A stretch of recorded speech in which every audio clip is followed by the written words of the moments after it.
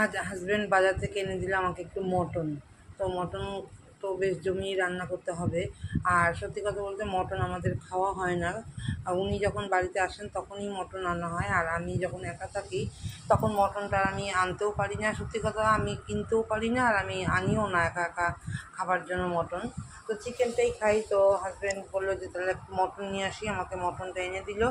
আমি তো বেশ সুন্দর করে ধুয়ে টুয়ে নিয়ে তারপরে আগে যেরকম সবাই রান্না করতো আমার মাকেও দেখেছি সেরকমভাবে একবারে মেখে টেকে আমি কিছুক্ষণ রেখে দিয়েছিলাম 30 মিনিট।